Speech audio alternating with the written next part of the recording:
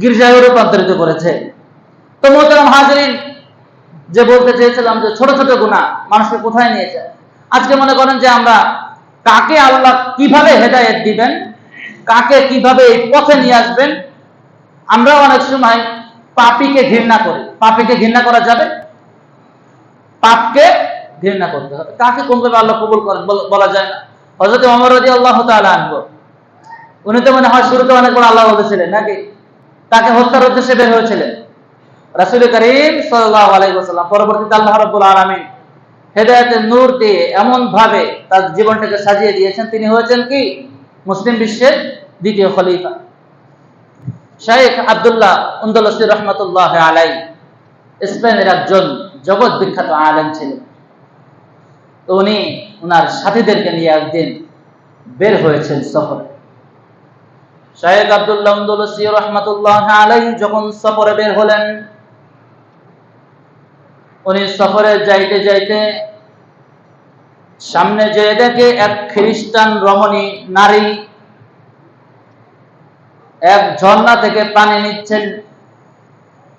শাইখ আব্দুল্লাহ আন্দালুসি রাহমাতুল্লাহ আলাইহি ওই খ্রিস্টান নারীর প্রতি একটা দৃষ্টি দিলেন। খ্রিস্টান নারীর প্রতি ভালো লাগা কাজ করলো। 12,000 মুরিদ যার বাগদাদ শহরে ছিল, শত শত খানকা ছিল, লক্ষ লক্ষ লোক তাকে ফলো করত। এমন একজন বড় আলেম আবেদ বুজুর্গ মানুষ হচ্ছেন শাইখ আব্দুল্লাহ আন্দালুসি রাহমাতুল্লাহ আলাইহি।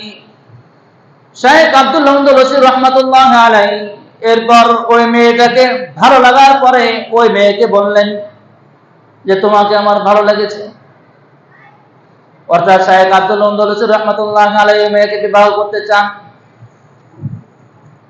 মুরিদানরা যারা ছিলেন তারা তো অবাক হয়ে গেলেন, শাইখ আব্দুল্লাহ আন্দালুসি রাহমাতুল্লাহ আলাইহি কয়েক মিনিটের ব্যবধানে এত পরিবর্তন কিভাবে হলেন।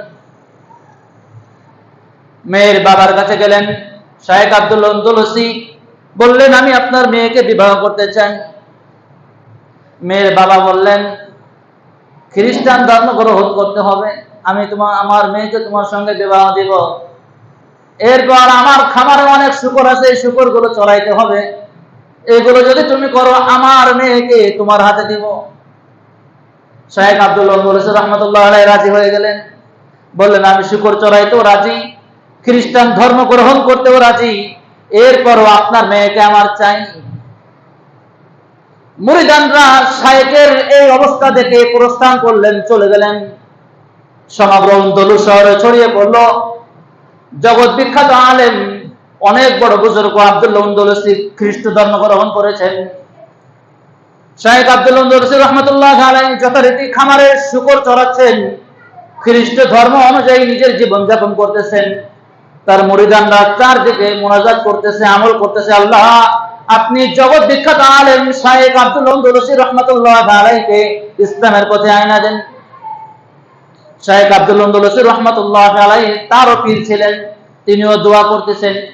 এইভাবে অনেক দিন কেটে যাওয়ার পরে মেয়ের বাবার কাছে আবারও যে বললেন যে আমি তো অনেক কাজ করে ফেলেছি, আপনার কথা অনুযায়ী শুকর চড়াইছি, খ্রিস্ট ধর্ম গ্রহণ করেছি, আপনার মেয়েকে আমার সঙ্গে বিবাহ দেন।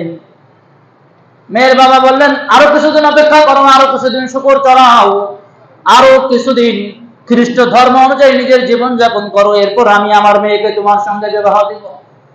শাইখ আব্দুল্লাহ আন্দালুসি রাহমাতুল্লাহ আলাইহি যথারীতি কাজ করতে লাগলেন।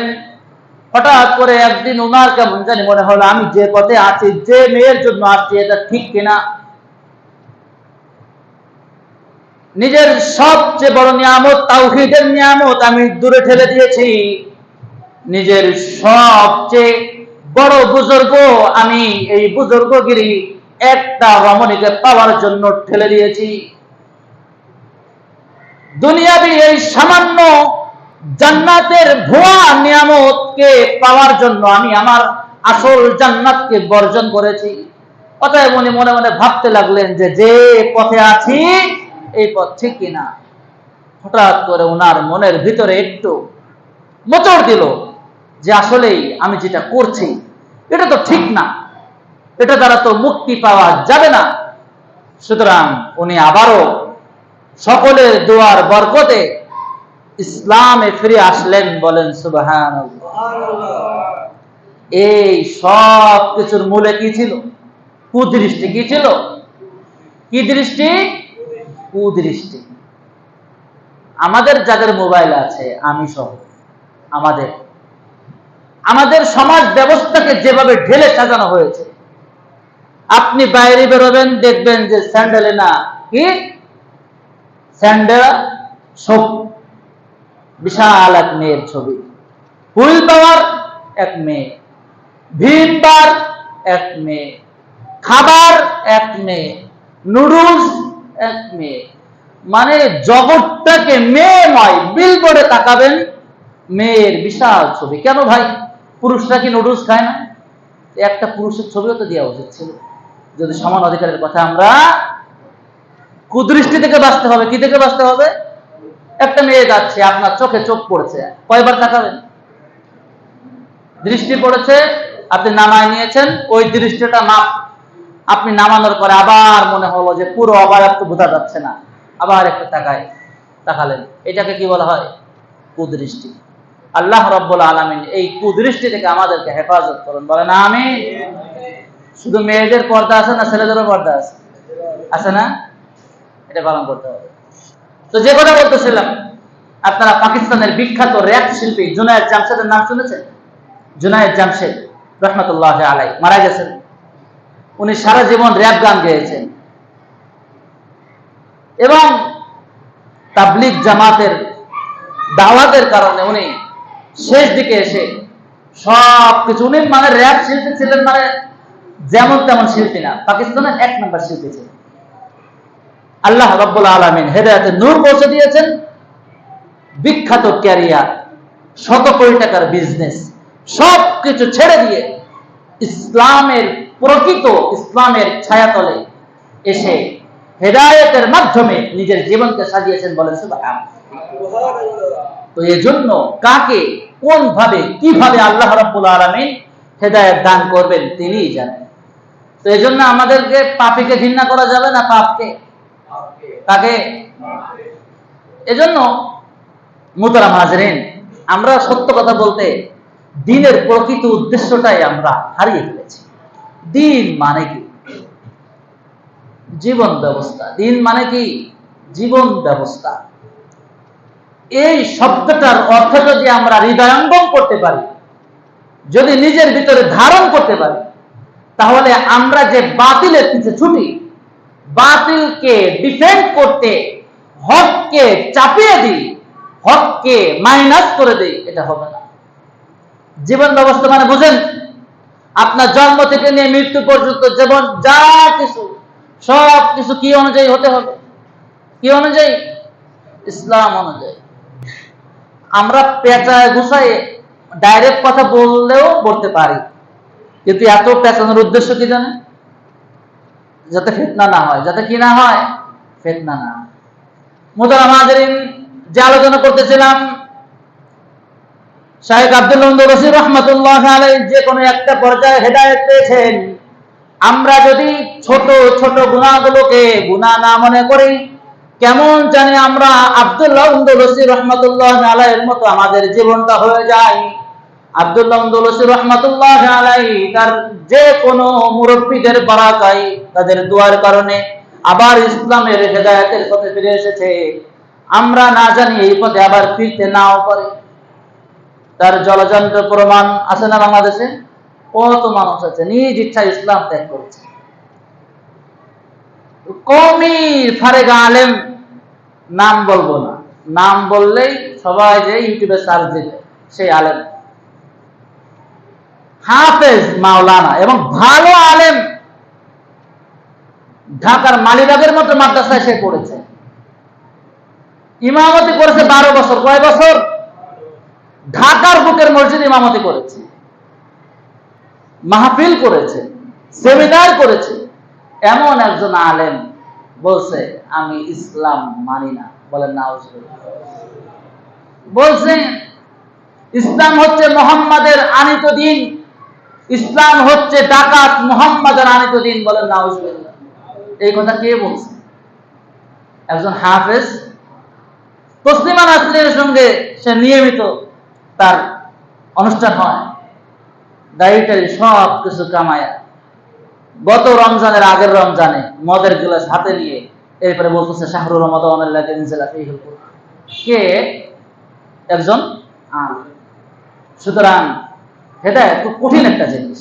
এই জন্য গুনাহ বড় হোক কিংবা ছোট হোক, গুনাহ তো গুনাহ। আল্লাহ রাব্বুল আলামিন সকল প্রকার গুনাহ থেকে আমাদেরকে হেফাজত করুন। ইজতানিবু আস-সাবআ আল-মুবিকাত। হযরত আবু হুরায়রা রাদিয়াল্লাহু তাআলা আনহু থেকে হাদিস, তিনি বলেন 7টা গুনাহ মানুষকে ধ্বংস করে দেয়। কয়টা গুনাহ? কয়টা গুনাহ? সাহাবায়ে কেরাম জিজ্ঞেস করলেন যে ওয়া মা হুন, এগুলো কি কি? রাসূল সাল্লাল্লাহু আলাইহি ওয়াসাল্লাম বলেন আশ-শিরকু বিল্লাহ। আশ-শিরকু বিল্লাহ, আল্লাহর সাথে শরীক করা। আল্লাহর সাথে শরীক করা। আল্লাহর সাথে শরীক করা যাবে? যাবে? তাতে আবার পূজায় যাওয়া যাবে নাকি? আবার পূজায় যাওয়া যাবে। পূজায় গেলে কি আল্লাহর সাথে শরীক হয় না? হয় কি না? তাহলে আমরা শিরক হয় এমন কোন অনুষ্ঠানে আমরা যাব না, এমন কোন অনুষ্ঠান আমরা প্রমোট করব না। পারবো তো ইনশাআল্লাহ? তাওহীদের ব্যাপারে কোনো ছাড় নাই। মুহাম্মাদুর রাসূলুল্লাহ ওয়াল্লাযীনা মাআহু আশিদ্দাউ আলাল কুফফার, যে রাসূল সাল্লাল্লাহু আলাইহি ওয়াসাল্লাম কুফফারের ব্যাপারে অনেক বেশি কঠোর ছিলেন। এরপরের গুনাহটা হচ্ছে ওয়াস-সিহর। সিহর মানে কি? জাদু করা। সিহর মানে জাদু করা। আমাদের সমাজে জাদুবিদ্যা প্রচলন আছে, এদিকে আছে? এদিকে আছে? আমাদের ওদিকে অনেক বেশি। কারো একজন উন্নতি হয়েছে, কবিরাজের কাছে চলে গেছে, যেমন কিছু করে দেন যাতে ওর সবকিছু নষ্ট হয়ে যায়। এবং প্রত্যেকে কেউ কোনো না কোনো ভাবে জাদুতে আক্রান্ত। জাদুর অনেকগুলো আলামত আছে, এগুলো এখন বলার সময় নাই। আমরা এখন একটা জাদু নিয়ে আলোচনা করব। এটা হচ্ছে ভাগোয়া লাভ ট্র্যাপ। এটার নাম কি? এটার নাম কি? ভাগোয়া লাভ ট্র্যাপ। এটা সম্পর্কে কার কোনো ধারণা আছে? এটা সম্পর্কে কার কোনো ধারণা আছে? এটার উদ্দেশ্য হচ্ছে নিজের ধর্ম পরিচয়কে গোপন করে মুসলিম রমণীদেরকে ইসলামের সুন্দর সুন্দর কথা বলে তাদের সঙ্গে সম্পর্ক করে তাদের ব্যবহৃত জিনিস নিয়ে কালো জাদুর মাধ্যমে ওই মেয়েকে বশ করা। প্রত্যেক দিন প্রায় শত শত কেস আসে। গত কয়েকদিন আগে এক হিন্দু ছেলের সঙ্গে মুসলিম এক মেয়ে পালায় গেছে এবং সেই মেয়ের বাপ এটা সহ্য করতে না পারে আত্মহত্যা করছে। 2 সন্তানের জননী হিন্দু ছেলের সঙ্গে পালায় গেছে। এক মেয়ে আমাদের ইবিতে, কোথায়? আমাদের ইউনিভার্সিটিতে, উত্তরবঙ্গে। সেই হিন্দু ছেলেকে ভালোবাসে। যখন বললাম, বুঝালাম, বলল যে সম্ভব না, হয় ওকে এনে দিতে হবে, না হলে আমি পৃথিবীতে থাকবো। মোহতারাম হাজরিন, এইটা মনে হয় আপনাদের ধারণা নাই। লাভ জিহাদ ইন্ডিয়াতে উগ্র হিন্দুত্ববাদীদের ষড়যন্ত্রের একটা অংশ। অনেকে আছেন আমাদের সমাজে যে জিনিসটা করে নাই, মনে করেন যে এখনো চুরি করে নাই, চোরের অপবাদ দিয়ে তাকে কি করা? ঘায়েল করা। তো মুসলিমদেরকে বলা হয় লাভ জিহাদ। অথচ ইন্ডিয়াতে যদি 100 ধর্মী বিবাহ হয়, এর ভিতরে মিনিমাম 70টা হিন্দু ছেলে মুসলিম মেয়েকে বিবাহ করে, আর 30% মুসলিম ছেলে হিন্দু মেয়েকে বিবাহ করে। অথচ এইটারে বানাইছে কি? লাভ জিহাদ। মানে মুসলিমরা এই লাভের মাধ্যমে, ভালোবাসার মাধ্যমে হিন্দু মেয়েদেরকে ধর্মান্তরিত করার চেষ্টা করছে। এই অপবাদ দিয়ে এর অপোজিটে তারা কি দাঁড় করাইছে? ভাগোয়া লাভ ট্র্যাপ। মানে ভালোবাসার ফাঁদের মাধ্যমে এরপর মুসলিম মেয়েদেরকে ভোগ করা, এরপর তাদেরকে ইন্ডিয়াতে পতিতালয়ে বিক্রি করে দেওয়া, আর না হইলে খুন করে দেওয়া, আর না হইলে পেটে বাচ্চা দিয়ে এরপর ইন্ডিয়াতে পালিয়ে যাওয়া। সেভ আওয়ার সিস্টার ফেসবুকে গ্রুপ আছে, মুসলিম সিস্টার্স ফেসবুকে গ্রুপ আছে। দেখবেন যে প্রত্যেকদিন শত শত কেস আসতেছে। 3 বছর সংসার করেছে, এরই পরে বর পালায় চলে গেছে। হিন্দু ধর্মে দীক্ষিত করে এরই পরে হারায় গেছে। এরই পরে গত কয়েকদিন আগে ফরিদপুরের এক ডাক্তার মুসলিম ছিল, হিন্দু হয়েছে, আত্মহত্যা করেছে। শত শত কাহিনী আছে। এবং ওদের গ্রুপগুলোতে দেখবেন যে অমুক দাদা আজকে 7টা হিজাবি মল্লিক আমাদের মেয়েদেরকে তারা কি নামে ডাকে? হিজাবি মুল্লি। কি নামে ডাকে? হিজাবি মুল্লি। যে আজকে দাদার বিছানা গরম হবে, 7টা হিজাবি মুল্লি দাদার আয়ত্তে আছে। এরপর ওপেনে বলা হচ্ছে যারা কালো জাদুর মাধ্যমে মুসলিম মেয়েদেরকে বশ করতে চান তারা এই তান্ত্রিক কবিরাজের কাছে আসবেন। আজকে স্কুল কলেজগুলোতে আমাদেরকে যখন নারী পুরুষ সহশিক্ষাকে বৈধ করানোর চেষ্টা করা হচ্ছে, যখন সবকিছু নরমাল করার চেষ্টা করা হচ্ছে, তখন আমাদের মেয়েরা কাদের খাবার হচ্ছে? ওদের বলে যে হিসাবে মূল্যে রাতের খাবার। কিসের খাবার? রাতের খাবার। অথচ মা বাবারও কোনো ঠিক ঠিকানা নাই, মেয়েদেরও কোনো ঠিক ঠিকানা। এদিকে হয়তো নাই, কিন্তু বাংলাদেশে এরকম কাহিনী শত শত। আমার মোবাইলে প্রায় 170টা নিউজ আছে হিন্দু আমাদের মেয়েদেরকে হিন্দুরা ভাগায় নিয়ে চলে গেছে। মুহতারাম হাজিরিন, জাদু করাও যাবে না। জাদু করা কি? হারাম।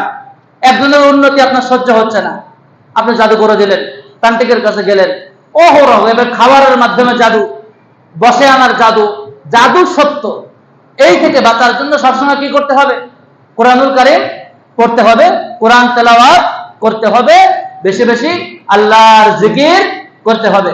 মুহতারাম হাজিরিন, সর্বশেষ একটা কাহিনী বলে আজকের আলোচনা শেষ। ইহুদিদের সঙ্গে যখন মদিনা চুক্তির মাধ্যমে আমরা মদিনায় গেলাম, তখন মদিনার বাজারে ইহুদি এক স্বর্ণকার, উনি এক মুসলিম মেয়ের ওড়না বেঞ্চ যে জায়গায় বসেছিল ওখানে একটা লোহার মাধ্যমে বা যে কোনো কিছুর মাধ্যমে বেঁধে রাখছে।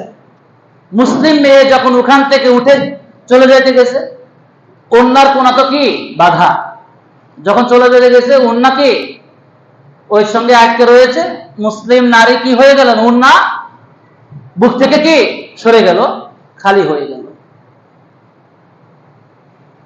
ওই নারী এসে বলতেছে যে মদিনার মুসলিমরা কোথায়? আজকে মুসলিম বোন কে তার ইজ্জত হানি করা হচ্ছে। ওই বাজারে একজন মুসলিম ছিলেন, কোষবদ্ধ তরবারি বের করলেন, ইহুদিকে আঘাত করলেন, মাথা ধর থেকে ফেলে দিলেন। বলেন সুবহানাল্লাহ। এটা হচ্ছে আমাদের ইজ্জত। আজকে আমাদের ইজ্জত কোথায়? আজকে যে যত খুলতে পারে সে তত বেশি কি মডার্ন। আপনার মডার্ন, আপনার সুশীলগিরি, আপনার আধুনিকতা যদি ইসলাম বিরোধী হয়, আমি ওই আধুনিকতাকে আগুন দিয়ে পুড়িয়ে দিতে চাই। ওই আধুনিকতার কোন মূল্য, 2 পয়সার মূল্য ইসলামে না। ইসলাম সবচেয়ে বড় আধুনিক। ইসলাম জাদিদ, দিদ্দুল কাদির, পুরাতনের বিপরীত। আল্লাহ রাব্বুল আলামিন আমরা যা কিছু শুনলাম, বললাম, বুঝলাম, সর্বপ্রথম বুঝার, তারপর আমল করার তৌফিক দান করুন। আমিন। ওয়া আখিরু দাওয়ানা আলহামদুলিল্লাহি রাব্বিল আলামিন। আসসালামু আলাইকুম